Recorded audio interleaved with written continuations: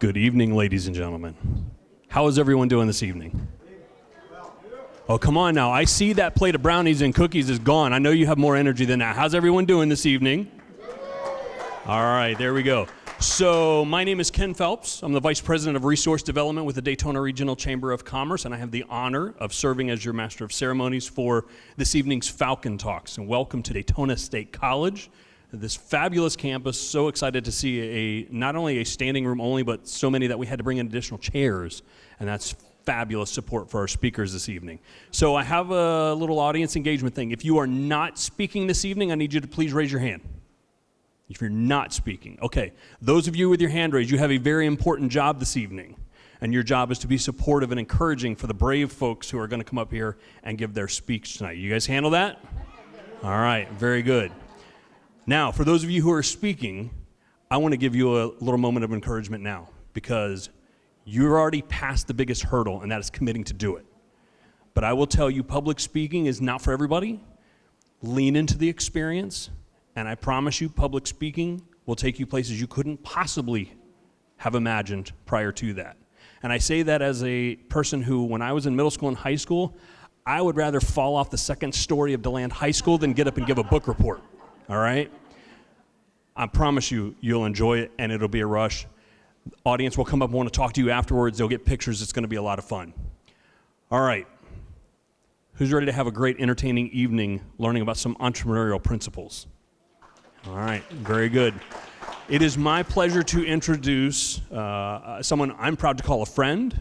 She's an entrepreneur in residence here at Daytona State College. And if you look at your program, a whole host of other things that I won't read because you can read them, but I will add that she is a past chair for us at the Daytona Regional Chamber of Commerce, and our organization is better for having had her leadership and service to the community. So would you please give a warm welcome to Teresa Rand.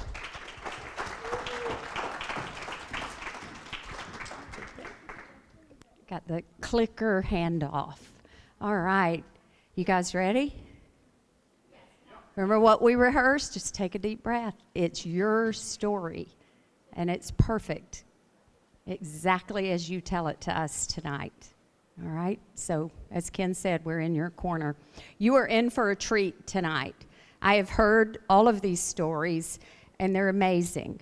These are students, faculty, alumni, entrepreneurs in residence that have worked with me on the grant. Dr. Weems, who always stands in the back, is the brainchild, this entrepreneur program that we have. We're in our 4th year. This is our 4th Falcon Talk, and it just gets better and better each year as we have rehearsals and we practice.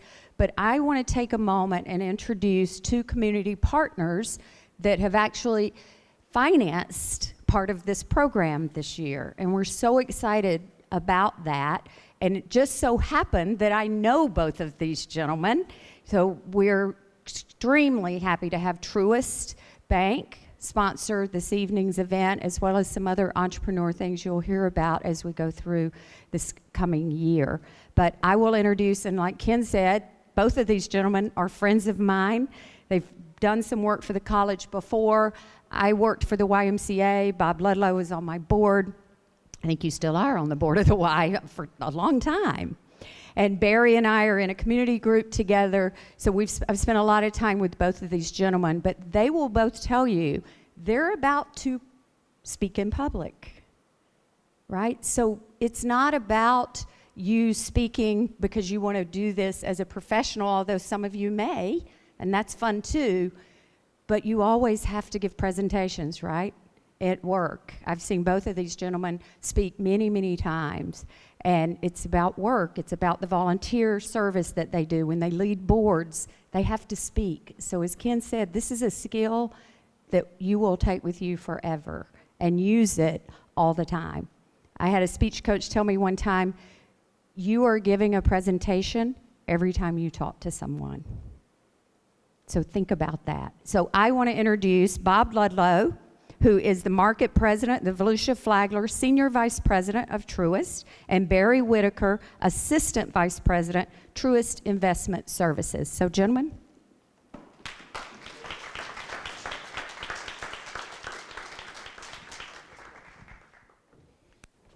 All right, I'm Barry Whitaker. Mic's on.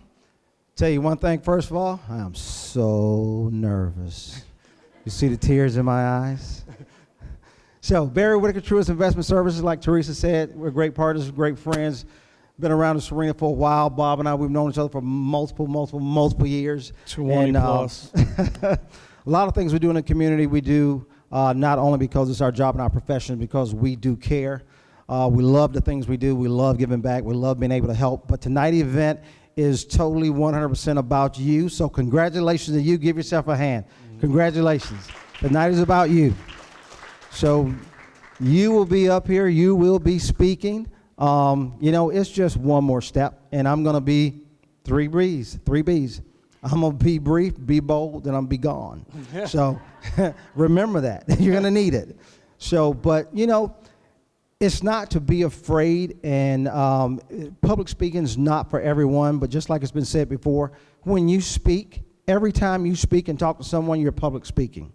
So as long as you have the confidence, which you do because you hear, you take the next step, which you do because you hear, and every time you speak with someone or stand on a podium or a stage or in a parking lot or whatever to have a conversation, you are doing public speaking. So just have that confidence to be you, be authentic, and do what it is you need to do to become who you need to become. 30 years ago, when I got in this business, Air Force, aviation manager, Merrill Lynch advisor, Truist Wealth Management, first thing they told me is elevator speech. Get your elevator speech ready. Oh, we practiced and practiced and practiced, and I had it down to like 5 to 7 minutes. And he said elevator speech. He said elevator That's a long speech. elevator ride. That's I a said big building. elevator speech. He said you have less than 30 seconds to tell someone what you do, how you do it, and why you do it. I went, wow. That long speech became, I create portfolios, generate the minimum amount of risk for the greatest return for my clients. That took about 5 seconds. That was my elevator speech. Maintained and grew my book, many of clients, by just starting that conversation. Not, hey, what do you do? Hey, I'm Barry Whitaker, I'm a financial advisor. You got any money? What? I asked you, what did you do, not who you are. So be bold, be brief. Thank you. Be gone. Congratulations. So don't be leaving too soon now. I get to talk a little bit about the foundation, right? Truist Foundation is supporting this program and many other programs here. And we're here to inspire and build better communities. What more inspiring than the stories that you guys have created and these opportunities that you found? I've always thought in my career that you seek to understand first, right? And that goes back to Proverbs in the Bible. And really understanding a situation, a need, or a problem gives you the greatest opportunity to solve it and the greatest opportunity to create a business. And you are what the country needs, which are these great entrepreneurial ideas that are going to change the course of your lives and most of the rest of our lives, right? We don't know today what we don't know about what you have in your mind. So we have to support you guys as you grow, and the rest of the community will benefit because of what you're doing. So I always think about that growth opportunity that's there that I might not have seen, but you had that experience and directly saw an opportunity that you can capitalize on and ultimately help people and make money. And when you make money, then Barry wants to talk to you. When you need money, I need to talk to you. Right? So that's how the bank balances things out. We really are looking to support all sides of the growth cycle of a business or of you individually. So that's why we're here. And it's kind of funny, I was talking to Tricia from the SBDC, and she says, you're everywhere. And I said, well, everywhere just means that I care, I'm in the community, I live here, and this is, and my daughter goes to the school. So this is my place, so thank you. So we're always here to help in any way we can to help support you guys in the community. Barry and I, you see him on the golf course more than me. You see me at the gym with Teresa.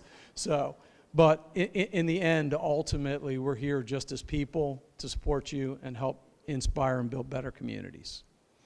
So What else do you need from us, Teresa or Ken? I know Ken needs the mic back to talk. Thank you. We're here to help. Thanks now. Congratulations. All right, ladies and gentlemen. Our students are each speaking, or I should say our speakers are each touching on one of 8 topics that are part of the entrepreneurial mindset. And they're knowledge, choice, action, persistence, wealth, community, brand, and opportunity. I know you're probably each here to support one speaker tonight, but we want to ask you all to stay to support all of them so that they have a full audience to be able to present to tonight. So with that, who's ready to hear some great stories? Oh, come on, who's ready to hear some great stories? All right. Our first presenter is going to be speaking on choice, and I would like you to give a warm round of applause to Lakeisha Ruggiero.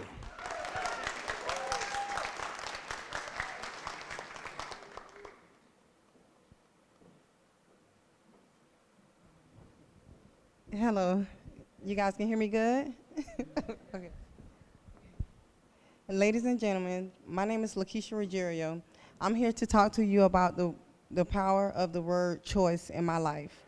At the age of 32, I'm proud to be a wife, a mother of 4, and the owner of Parfum Boutique, and I'm a college student here at Daytona State College.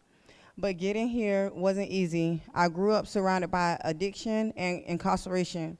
My parents struggled with drug addiction, and I lost my mother to HIV. My dad spent most of his time incarcerated. He's currently serving 30 years right now. Despite the challenges, I believe I could shape my own future, even in tough times like when I lived in the projects at the age of 12 to 16. I stayed focused on making things better for myself. To all the new entrepreneurs and those starting fresh, listen up. Your choice matters. No matter what life throws at you, you can decide how to respond to it. You can let problems hold you back, or you can use them to push yourself forward. And that's what I did. I pushed myself forward. No matter if you're 30, I'm 32, no matter if you're 20, 40, my aunt over there, 50, no matter what, you can push yourself forward. I know what it's like to have people doubt you, but don't let that negativity stop you. Believe in yourself and your ability to overcome anything. Success isn't about avoiding mistakes, it's about learning from them. Every setback is a chance to get stronger.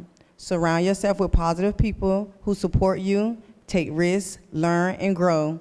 Remember, the choice that you make today shapes your future. Choose courage, resilience, and determination. I'm here to tell you that no matter where you come from, you can build a life you want. Believe in yourself, trust your instincts, and make every choice count. Thank you.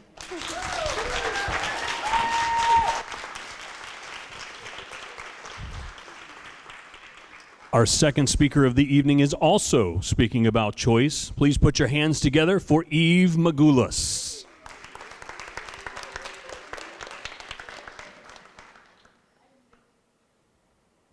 I didn't think I had the entrepreneurial mindset.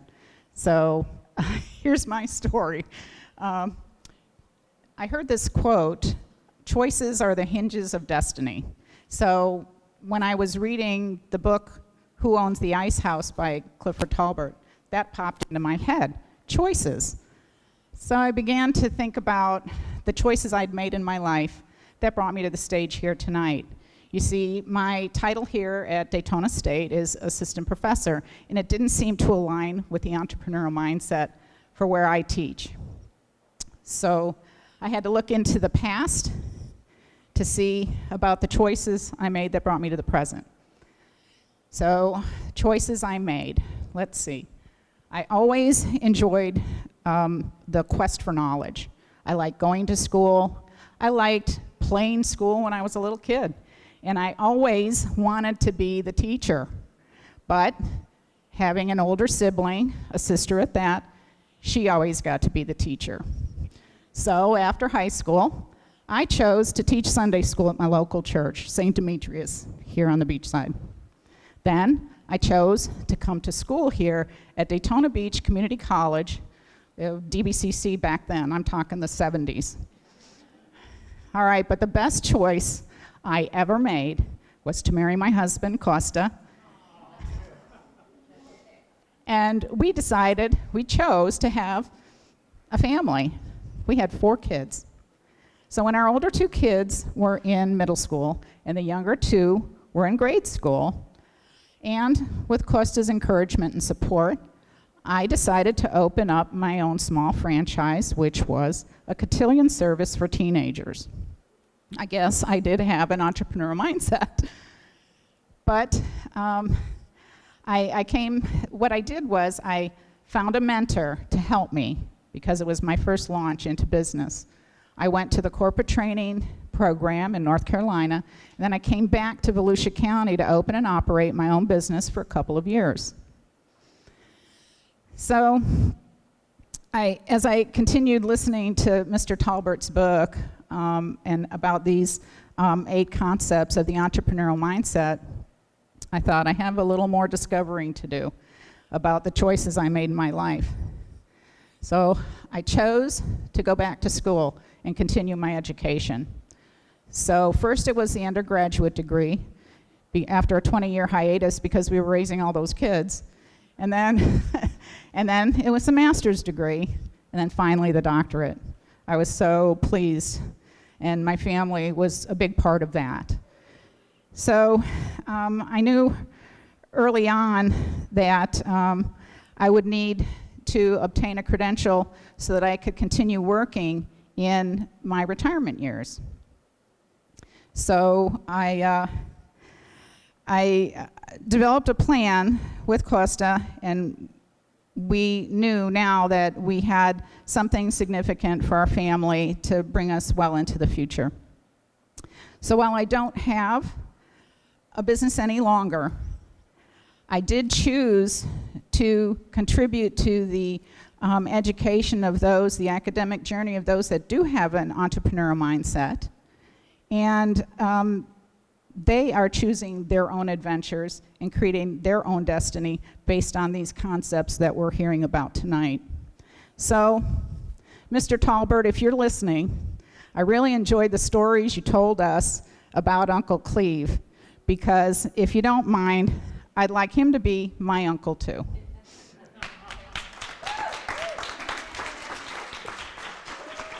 Our next presenter is taking action by participating tonight, and she's going to speak about action. Please welcome to the stage Susan Joy.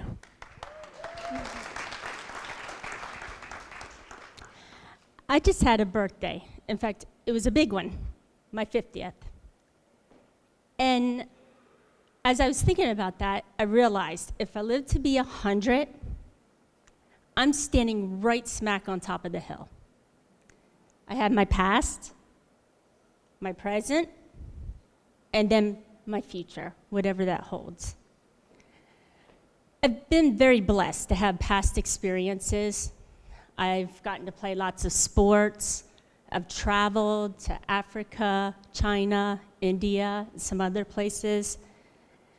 And I had a great career. And I also jumped out of some perfectly good airplanes. Of course, there was some adversity at times, and some difficult decisions, some pain, but that's kind of what life happens. So when I was looking at these words and reading the book about the ice house, action, I had to choose action. You see, action is at the center of all these words. Action is the real-life catalyst. It changes the rate and the direction in which we go. Sometimes it's planned, and sometimes it's not, but it always changes things and makes a difference. If you've known me for just a minute, you might think that I'm kind of bold, intense, and part of that is true. But that has not always been the case. In fact, for a long time, I was painfully shy. I had a lot of anxiety and a lot of fear.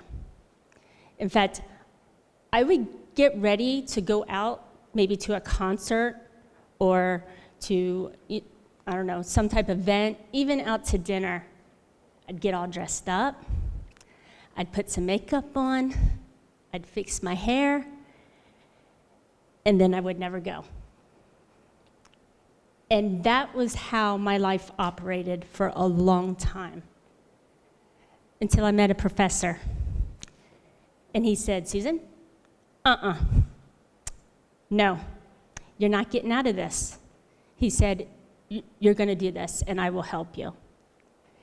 And so I met him in his office, and he gave me some pointers, and he brought in a big podium, and at the time, I was so nervous, you could literally see me going like this, like, no joke. So he's like, you're going to stand like this, and then he gave me cards, and I literally started like this. Hello, my name is Susan Joy. And I realized something after that.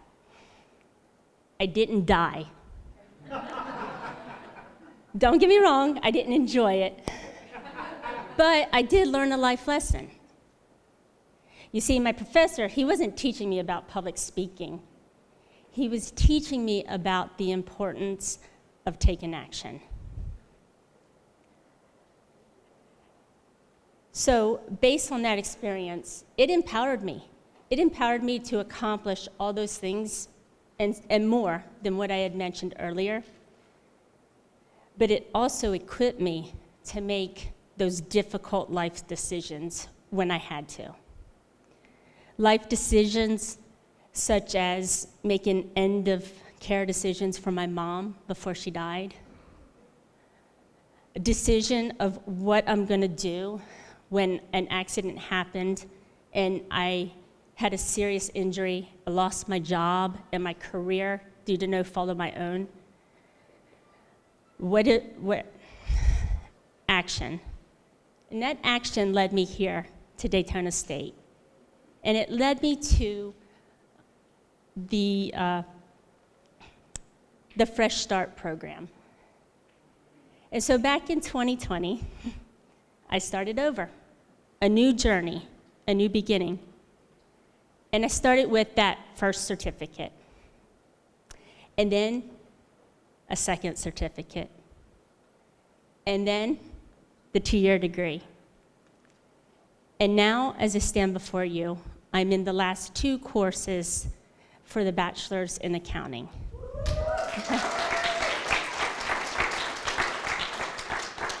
Adapted from Hunter S. Thompson.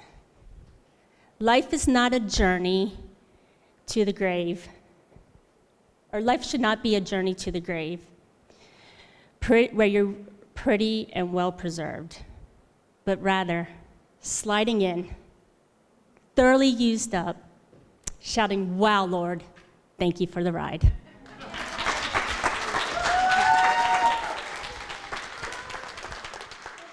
Our next presenter is going to share her story as it relates to persistence. Please welcome Tatiana Feaster.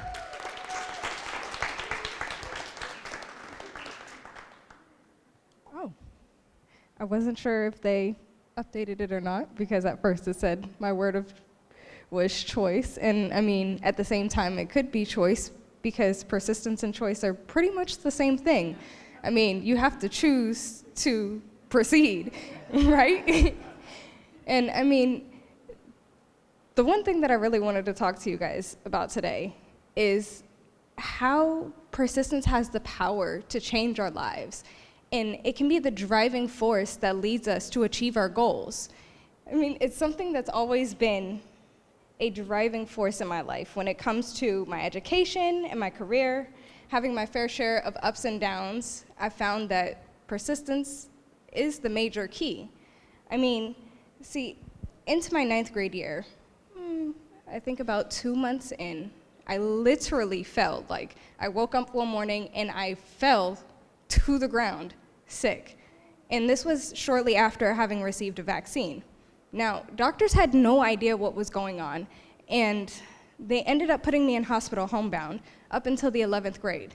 And after overhearing a conversation of them telling my parents to just make me comfortable because they had no idea what was going on, what to do about it, and how to help me, I decided, you know what, I'm gonna fast track and get my GED, which led me here to Daytona State the first time around. Now, that was back in 2014, 10 years ago. And at the time, I really didn't know exactly what I wanted to do, but as you see, I'm here today, so I didn't die, thank God. And I decided to jump around a little bit. I couldn't decide what exactly I wanted to do. It went from being a medical assistant, really not my style. I wanted to be a master baker, but I mean, I also wanted to cook. Who could choose between the two? And I mean, I also want to do art. I want to develop a game. I mean, there are so many things to choose. My mom was like, maybe you should go into marketing. No. That's not my thing. That's not my thing. I mean, with all the pressures of the world, I'm not really sure how we can sift through to figure out what exactly it is that we want to truly pursue without actually stepping foot and going towards, I mean, any and everything that entices us at first. Because, I mean, through all of the trials and tribulations, I finally figured out what I wanted to do. I mean, public speaking is one of them, so that's why I decided to be here today. And it was a very scary decision. I want to pursue music, which I am also doing. And being back here after, I think I spent a year and a half jumping in and out of school, completing gen ed classes, and this time I decided, you know what, let me stick to it. Let me finish out my degree. So I'm going to finish my AA in 2026 in hopes to transfer to get my bachelor's in digital design, because I'm currently working on a video game that allows me to pursue all of my passions. Because I mean, a game is nothing more than critical thinking.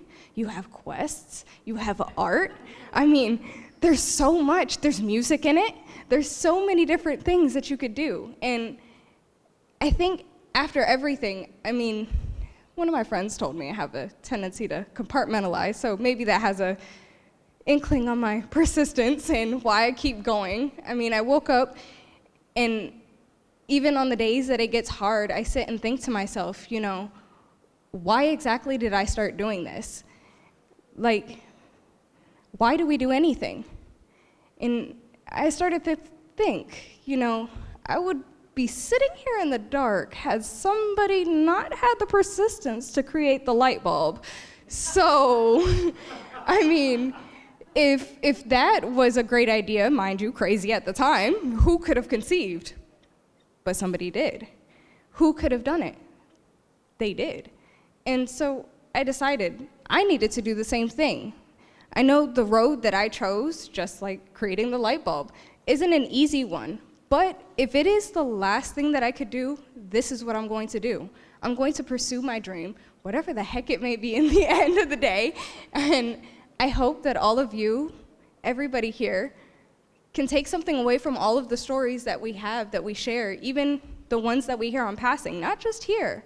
And I hope that we can all embrace and continue going on through our life. And there's a question that I ask myself every day, and it's, what can I do today to make my life easier or better for future me? Because at the end of the day, today I'm living for her. Thank you.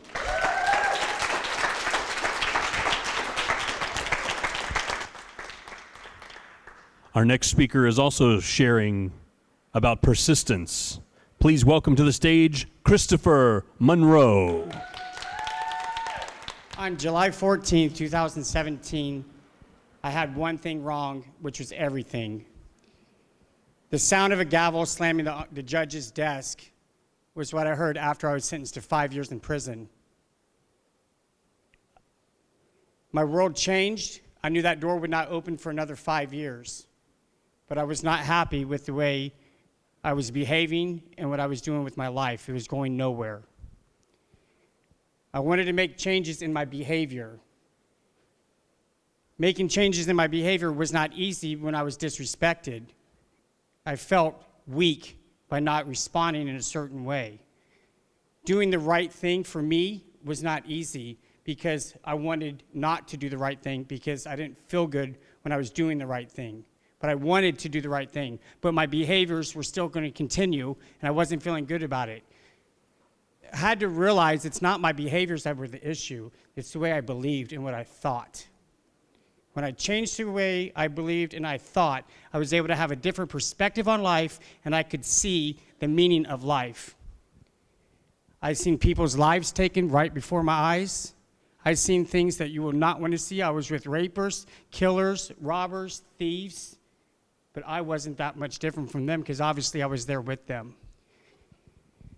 I got to Everglades Prison, and I was one out of 18 inmates out of 1,700 that was offered the barbering program. It's something that I've wanted for a long time. I didn't understand why my heart, my spirit, no. It's the only thing I could hear was no. But this is what I want so bad. I want to have a career. I want to have a life. But the answer was no. So I was wondering, why is it? And I just sitting here now, I realized, I heard I was working on you. Prison was the greatest thing that ever happened in my life. In the beginning, obviously, it didn't look like that. It was rough. But anyway, so being released from prison, I want to contribute to society. I want to be a great guy. In my heart, I'm genuine, passionate, loving, concerned, empathy, just so much empathy. I'm a great person, but I wasn't able to display that. So how am I going to display it now in the community when they realize that I was just released from prison after 5 years? I got a job. I was making $4,000 or $5,000 a month. I was comfortable. I got out on March 3rd of 22. July 25th of 22, I severed my ACL and tore my meniscus. And I was down on my back. Finances completely changed. What do I do now? So about 2 weeks after the surgery, I felt this being led to go outside at midnight. I was living in a recovery house. And there was a gentleman by the name of Steve-O. He was there and he needed residence. In the morning, he got residence. A few days later, he asked me to do his Fresh Start program at Daytona State College. He asked me to go. I'm like, oh my God. So I came. But again, the paradigms, walking on a college campus, the security is going to come out, question me why I'm there, trespass me, and make sure that I leave. And that's a very uncomfortable feeling, very uncomfortable. And what happened was the opposite. The administration, the staff, financial aid, everyone said, what can I do to help you? It's the first time I've heard those words in a very long time. So excited, I came and I was a part of the Fresh Start. During the Fresh Start program, I became enrolled in a barbering class. And I'm like, this is amazing. This is the most incredible thing I've done. I'm not talking about graduating. I'm just talking about enrolling to be a college student. Because I used to work for Dr. Peter L. Fung, who was like a father figure in my adult life.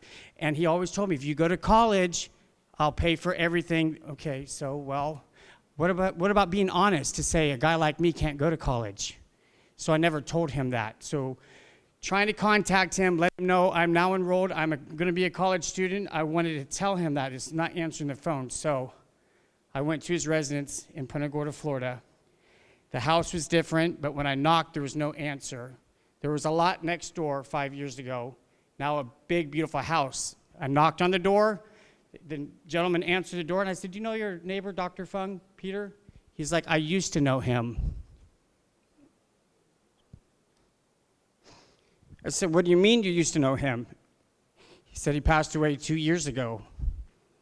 The one person that I wanted to be proud of me, that sowed seeds in my life, was now gone. This happened during my Fresh Start program class.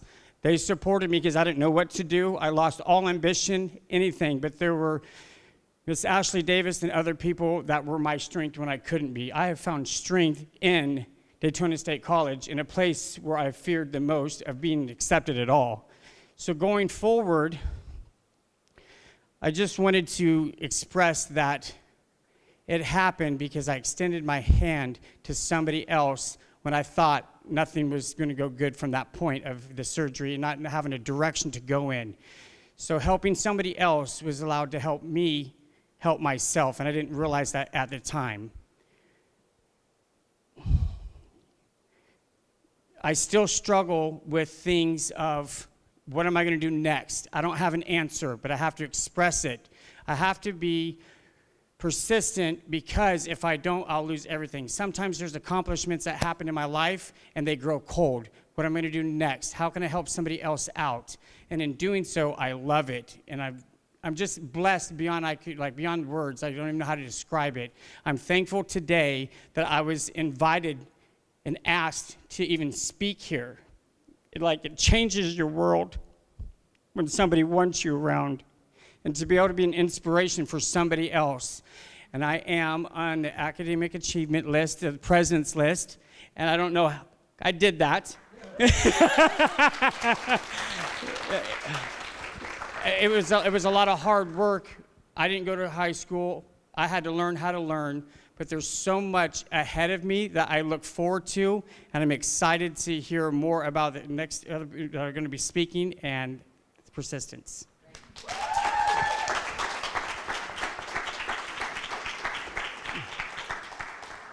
Up next, and talking about opportunity, please give a warm welcome to Dr. Pat Herndon.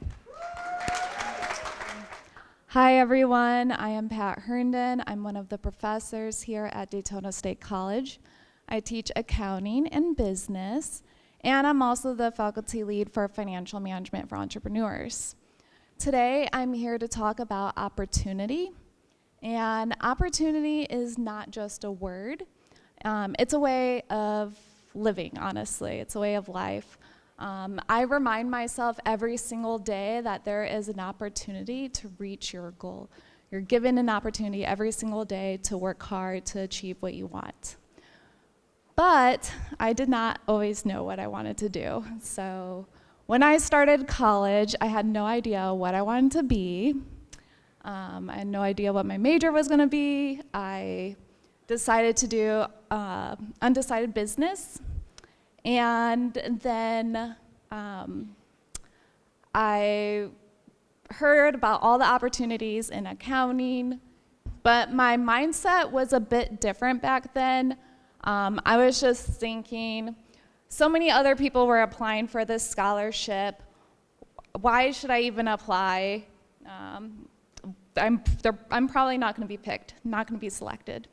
But I decided to go ahead and apply for it, put those doubts and negative mindset to aside, and I applied for it. And I ended up getting it. And then I was just thinking, why did I get it? Like, was it luck? Or is it because I really deserve it? And then I was just thinking, well, it doesn't really matter, right, if it was luck, because what really mattered was that I put those doubts and negative views aside, and I just went for it and went for the opportunities that were available. And so then I started thinking, why didn't I do this sooner? Why didn't I apply for it sooner? I mean, that helped pay for my textbooks, and it really, if you know anything about accounting has really expensive textbooks, so it was really, really helpful. And I'm just thinking, why didn't I do this sooner? Well, it's because I was blocking myself. I mean, I was just with my negative thoughts, my doubts. So I decided I need to change my mindset. So my senior year, there was an internship available for an accounting firm. And they required a 4.0 GPA. They wanted you to have experience already for an internship. And there was a list of other requirements.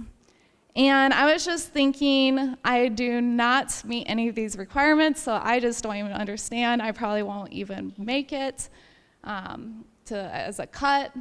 And there again, I was there with my negative thoughts, my self-doubt, and I was like, you know what, go ahead, just apply for it.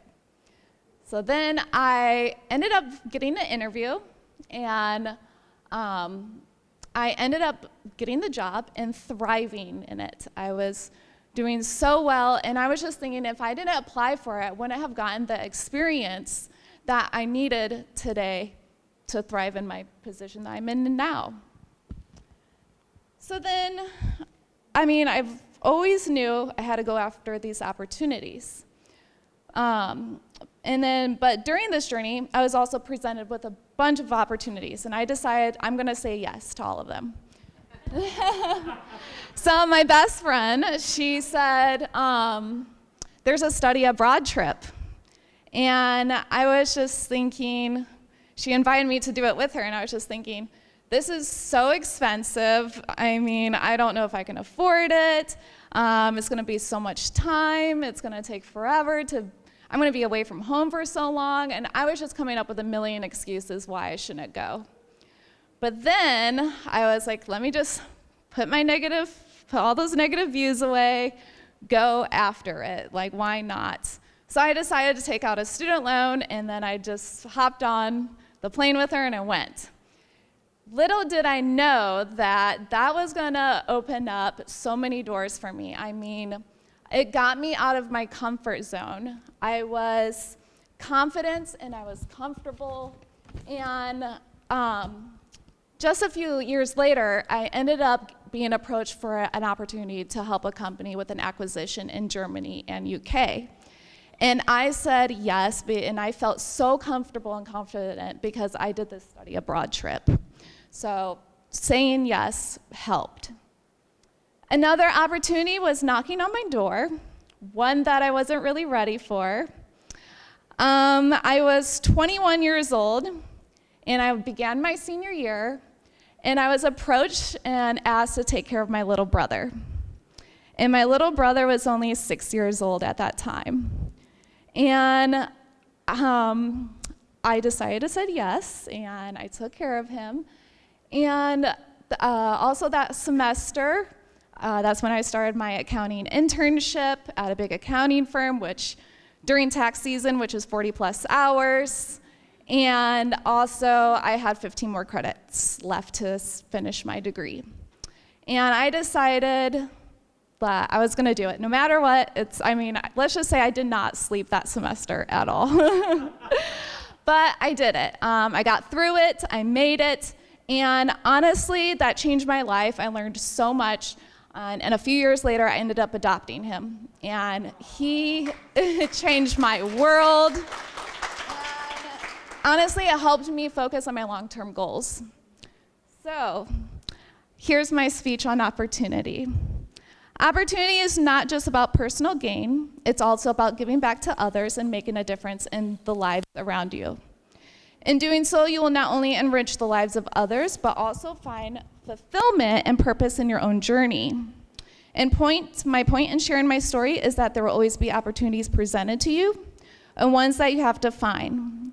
And just remember, when you're just unsure in what you want to do, just to say yes to those opportunities, because this will help you with your personal growth, broaden your perspective, build confidence, expand your networks, and overcome your fears. Do not let negative thoughts such as fear of failure, self-doubt, past experiences, and self-limiting beliefs hold you back. Opportunity is not just about luck. It's about persistence, preparation, and willingness to step out of your comfort zone. It's about embracing challenges as opportunities for growth. And Thomas Jefferson once said, opportunity is missed by most people because it's dressed in overalls and look like work.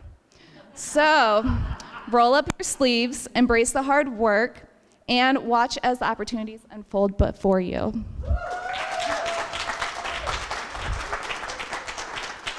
Sharing her perspective on choice, please give a warm welcome to Stephanie Lowitz.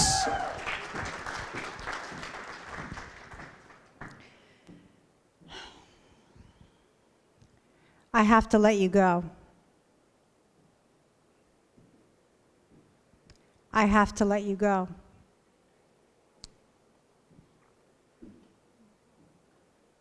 Words I thought I would never hear. I had always been a valuable employee, always been promoted to a management position, and now I was being fired. And I had no one to blame but myself. What would I do? What would I say to my husband? How would we pay our bills? I was embarrassed. I was ashamed. And I was fearful of my future.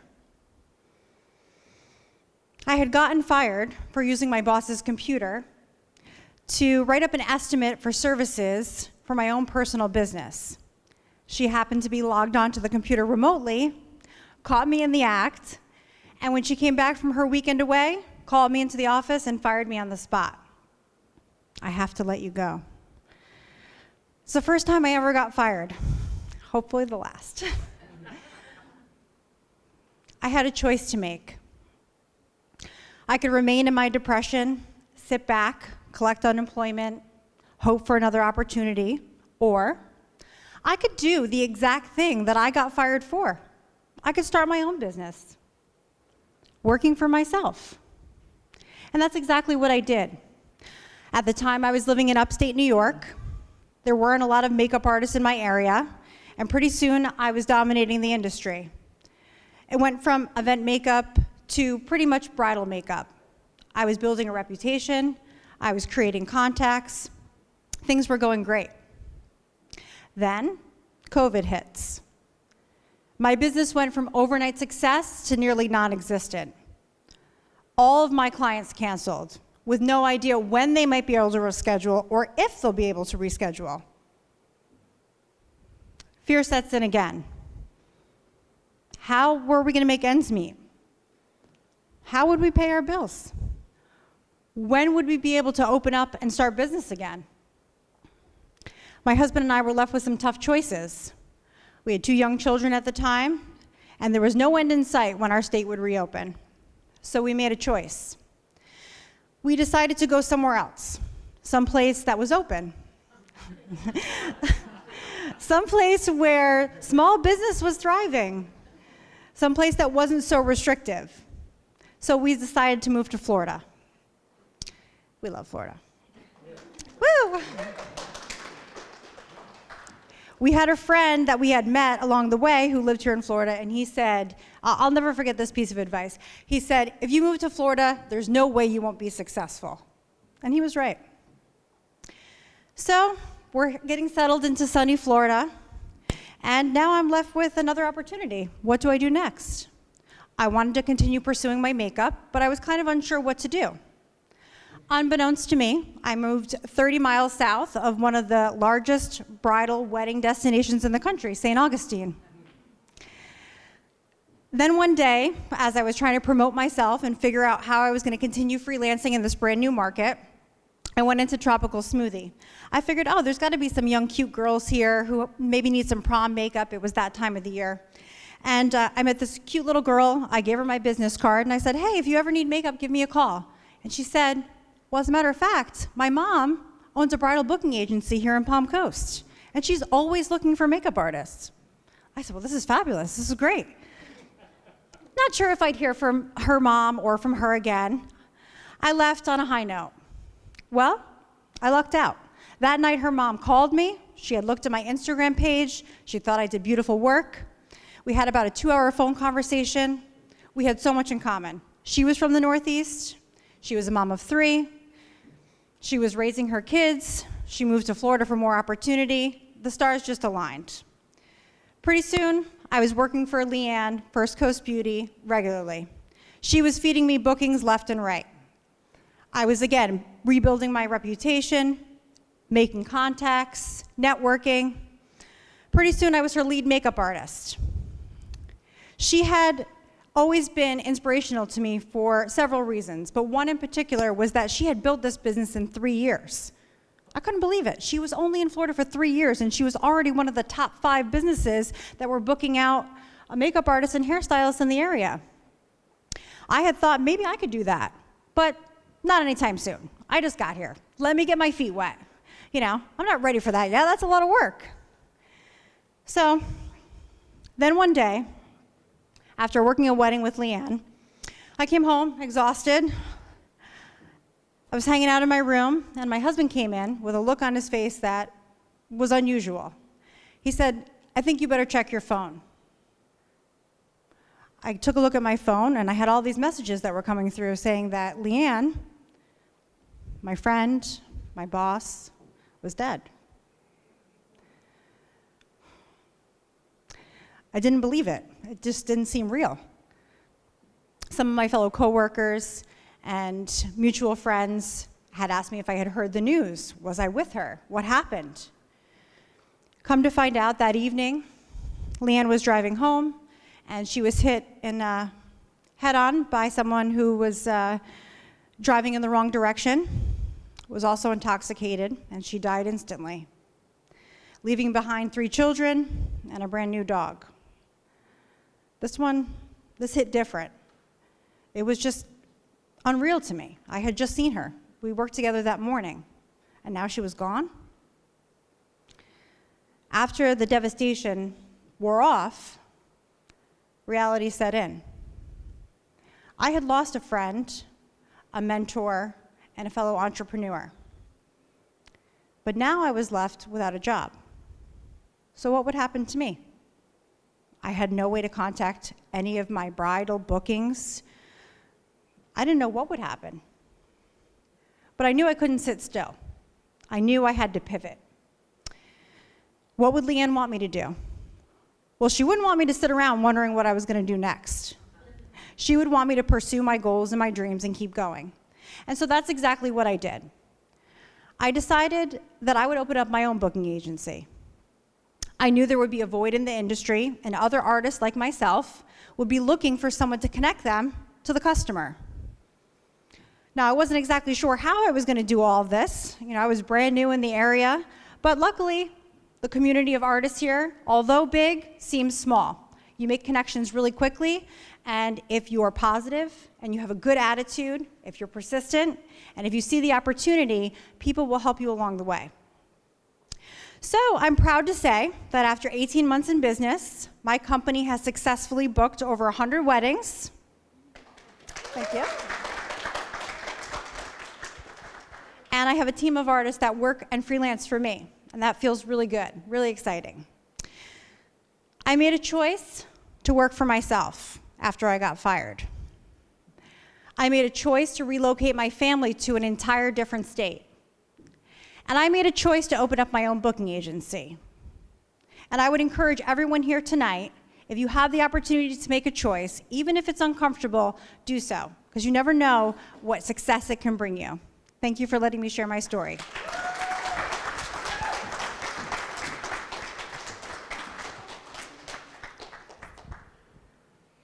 Sharing his thoughts on community, I'd like you to welcome our next speaker to the stage. Give a round of applause for Michael Velez.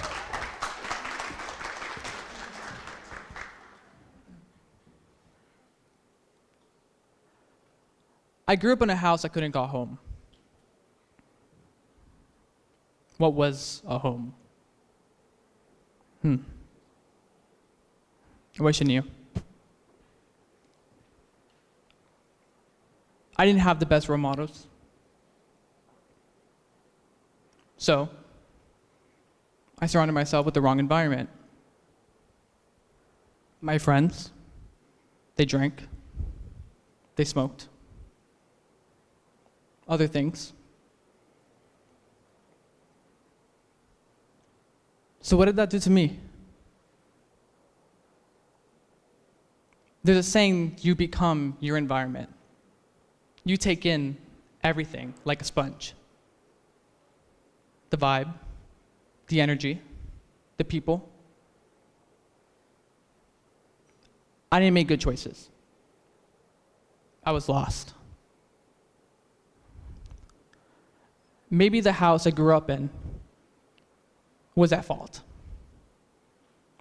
Maybe the people around me was at fault. I just knew that the chaotic energy was strong enough to build a void, and any child.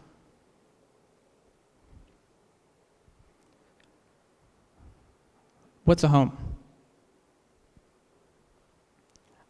I just knew one night I had a dream. The world was on fire. And I woke up feeling odd, weird, empty. So I prayed to God, help me. What do I do? I don't want to go to college. What's that? So I came down here to Daytona in search of something, maybe guidance, because clearly that was what I was losing. I didn't have guidance. I didn't have a good environment. But I really love camera work, photography, videography, digital design, all of that. There's nothing that could do all of that, right? I was wrong. I heard about Daytona State, came here, sat down with DeAndre. He sat me down. I said, I don't know. There's too many departments here. What do I do? Because I'm confused. He said, that's okay. That's normal. College can be a little complicated. But let me help you. Help me. Okay? I'm listening. How can you help me? This is how college works, he says. This is how you enroll for classes. This is what prerequisites are. This is what you have to do. I said, okay. So that's exactly what I did. DeAndre, he said, can I help you? And I said, yes. Yes was the greatest thing I could have said. DeAndre, to this day, still sacrifices his lunchtime to meet with many students in the need of help, including myself. But what's a home? I came down here to Daytona State begging a pre-employee who used to work here named Shakira. I need a place to live. I'm really interested in working at the residence hall as a resident assistant. I heard I get free housing. She said, we'll try. There's a process. I said, okay, I'll come back tomorrow. So I did. I came tomorrow. She said, I'm still waiting for the feedback. I said, no, that's okay. I'll come back in 3 days. That's what I did. Some of the work studies who still work there today recognize me because of how continuously I kept coming back saying, is there an update? No, not yet. There's still a process to that. Shakira vouched for me and got me a position as a resident assistant. And then I had a place to stay. Little did I know, I would have learned what home was.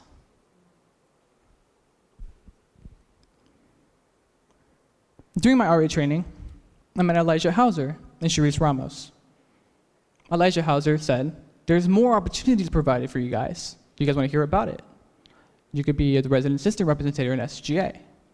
I said, okay, yes. He did say there was scholarship money, but I kept listening, kept getting more involved, joining PTK, the Phi Theta Kappa Honor Society. I started volunteering more, I started meeting people, started connecting with the different departments. And then I started really understanding what home is. If you guys ever come to student life, you guys would see that they're welcoming and they would provide you a hand. If you have questions, how to join a club, want to hear a club, how to start up a club, want to get more involved, they'll provide that for you. But student life gave me more than just that. They gave me a safe space for me to express myself in any sort of way when I want to express my chaotic young college experience. They gave me a space for me to speak my mind, to talk, to express. A safe environment. And then I learned this is just more than a safe environment. This place was more than just a home. It was a community. And that's when I started learning more about what a community also was. A safe environment. I guess you could say it's a synonym. For those of you who don't know me, I am also secretly Falcon Freddy. Yes. Recently this semester, I realized I was picking up on a lot of stuff, and I was feeling a little overwhelmed because I was like, I have all this free time, I live here, I'm an RA, I'm an SGA, let me do some more. Because it's fun. Ooh. Little did I know, I did not consider the time for me to have some time for myself. Because I said it was fun. But it was fun. I did have a lot of fun. But Melissa and Laura reminded me recently this semester that you're doing a great job. Because every time you put on that suit and you come out to these events, you see everyone engaging and smiling and laughing and dancing with you. Sometimes they even want to break dance with you. I was like, oh, I just couldn't see under the mask. The mask was big. I really can't see under the mask. So it made me feel better. I didn't realize I was having people smile, laugh, engage, even trying to break dance with me because I couldn't see under the mask. I didn't realize that I'm also a part of the community now, even if people didn't know it. So if each of you look at the person next to you, left, right, front, back, each of these people is a part of this community, even if you don't realize it. And that is something I also learned. The people you speak with and connect with, that networking is what's going to take you further. Because we are a community. Another great thing that I want to share is my program. I'm a digital interactive media student. And in class, one moment, a woman named Jade, she's graduating this semester, she came up and said, I want to do something different. I want to work with people. I want to express myself. I want to do something spontaneous, crazy, erratic. Let's do it. I said, oh, that's scary. But let's do it. So she enlightened me. I went chasing after her right after class, and we started talking. Next thing you know, a couple of days later, it was a team of 3. A week later after that, it was a team of 8. If we're talking about now, we're a team of 16 students. A team, part of us is doing digital design. Me, I'm the camera operator with a couple of other students, others photographer, etc. And one of the greatest things I didn't realize was that the dream that I wanted growing up was having my own production team. And as I was working here, that's exactly what happened. All because I said, ooh, that's scary, but let's do that. Okay. And that is a community.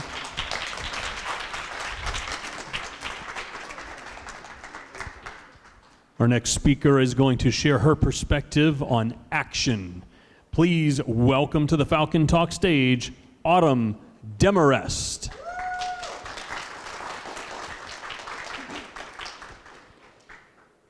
I have a dream. I have a dream of becoming a successful entrepreneur. Have a dream of becoming a multi-millionaire or even a billionaire. Have a dream of being the CEO of my own business, or businesses for that matter. Have a dream of inspiring others like me to go out and do what they love. But you see, all that is just that of a dream unless I don't answer the most obvious question of them all, which is, how do I make that dream a reality? And you see, that question right there can be answered with one simple word: action. Action is a fact or process of doing something typically to achieve an aim. Action is what drives people to their next destination. And action most specifically drives entrepreneurs past the mountains in which they thought were so high that they couldn't reach their dreams. And you see, after reading Uncle Cleve's story, I knew that there was no such thing as a dream come true without putting in the work. Because without putting in the work, he would have never had his ice house. Without putting in the work, he never would have built his own garage. And without us putting in our effort to make a change, and without us putting in effort to reach our goals, our dreams will just sit there. They will sit there so still that we wonder why they never moved. And they will have never moved because we didn't take any action to move upon them. We didn't take any action to move forward with them. But you see, you must be careful with these dreams, for you have always got to have a plan. You've got to know why and how you are going to reach those dreams. You see, just as Uncle Cleve did, he had a plan, he made it work, he got people's help, and that's how he had his dream become a reality. And you see, the moment you take action toward this dream, you've got to keep going. You've got to keep working. And you most importantly have to keep believing in yourself or no one else will.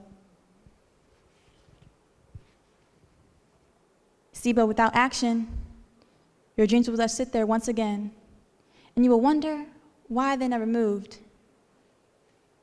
And they will have never moved because of you. And you see, no amount of knowledge is worth anything in the world if you don't put some use behind it. You see, because if you don't use knowledge to its max potential, you will forever be stuck in a world that keeps moving without you. And I say that to say that if you don't go out and find those opportunities, if you don't go out and serve those people who will soon serve you, if you don't even take a step when you've got a marathon to run, entrepreneurship would be one of the best things you've missed out on. But I want to let you all know that I built my own garage, just as Uncle Cleve did. At the age of 16, I had a dream of creating my own business, a sweet treat business. At the current age of 17, I got my LLC. I made my numbers work. I networked with others, and I asked them how they did it because I said, I want to do it too. Now, don't get me wrong. I still have dreams that I dream of, but you best believe I'm putting a plan of action behind every single one. And now some of you may be asking yourself, what did I do? What did I do not to get my dream? But it's really what you haven't done, what you didn't do.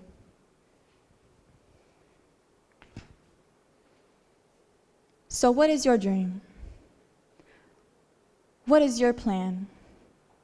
And why haven't you put a plan of action towards it? Thank you.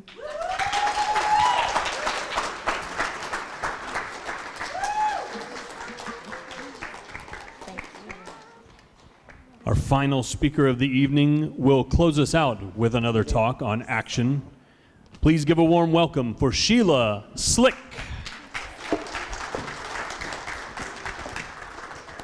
Hi, everyone. My name is Sheila. I'm what you would call a serial entrepreneur. At the age of 21, with a business plan in hand and a future husband that didn't even know how to say hola, we decided to move to Managua, Nicaragua, and start that very same company so that 3 years later we'd come back here to Florida, millionaires. Yeah, I'm still not a millionaire. But I have formed 4 different companies in over these 25 years. And if I were to add a word to one of these, it would be change. But we don't have change, and I could speak about every single one of these principles because I have lived them. And that's why I'm here today. I really believe in this program, in the ELI mindset, and in all of this community support. And today, we've heard many wonderful speeches based on all of these different principles. And many of you sitting here tonight, right now, have a brilliant idea. You have a project in mind. You may have a vision of a better future. And what I can tell you is that the only difference between what you have in your mind and transforming it into reality is the principle of action. So instead of talking about me today, I want you to take a moment and to think what it would be like for you to take that idea, that project, and turn it into your reality. Don't leave here today and don't let it just get stuck in your head.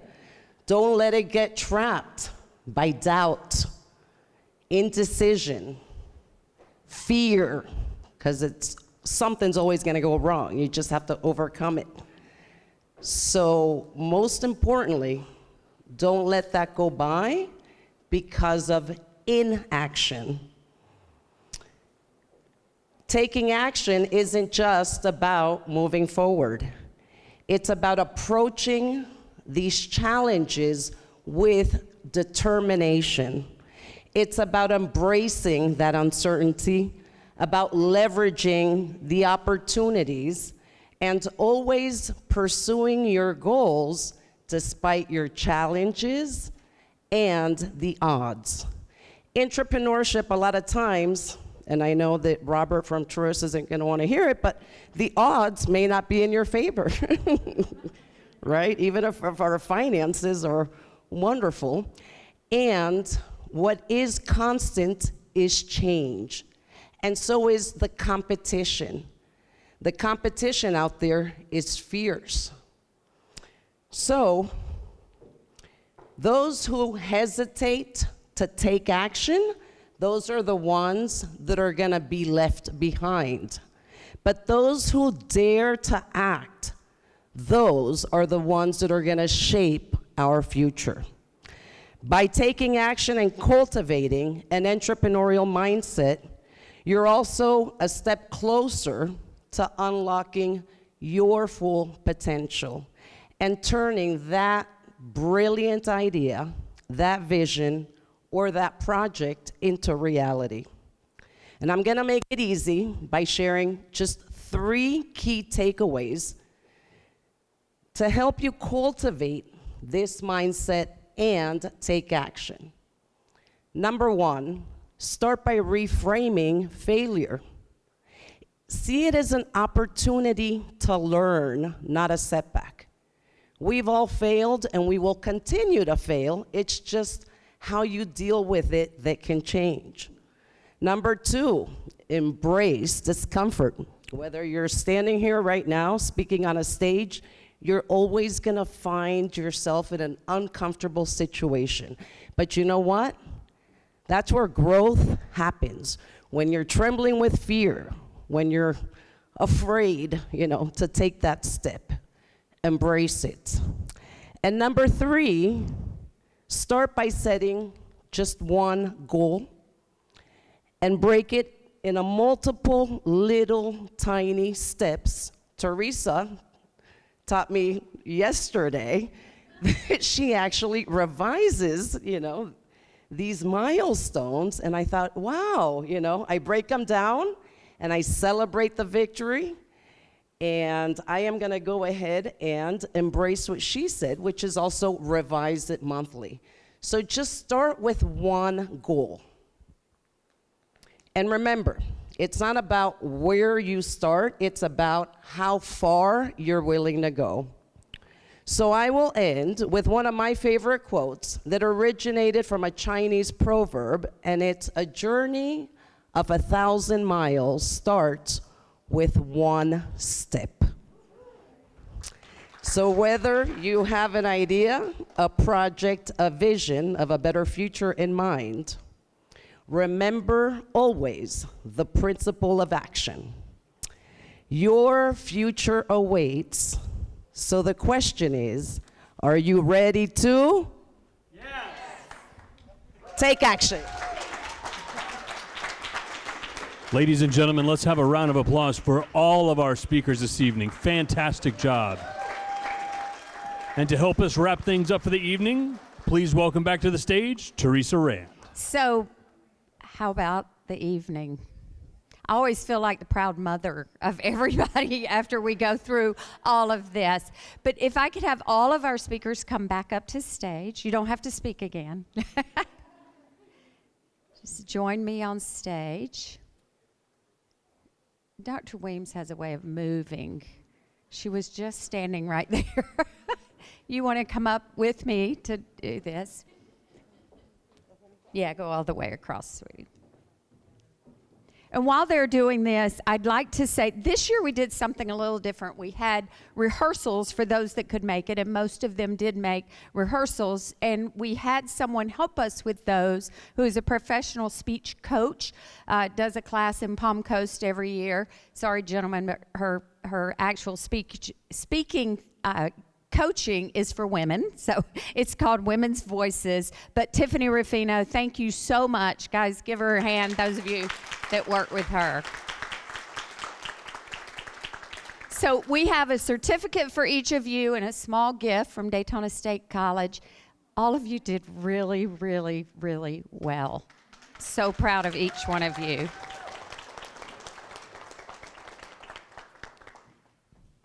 I don't know that they're in order. So Sheila Slick, great job. And the gift, Dr. Weems, I'm going to give you half of these down there. I don't have to walk all the way across. Stephanie, thank you. Christopher, Autumn, and Michael right in front of me. Dr. Weems has the receipt. Right there.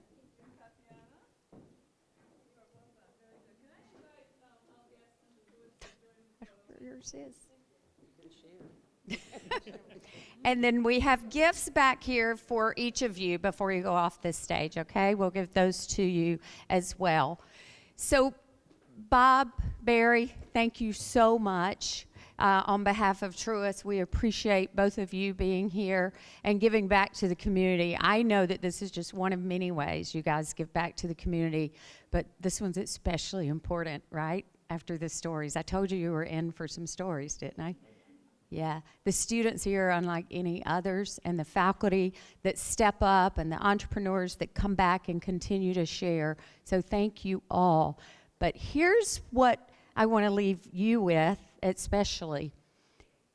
At some point, if you become an entrepreneur, you're going to have to make a pitch to a banker, because you might need some money, to a venture capitalist. I just happened to attend an event a couple of weeks ago.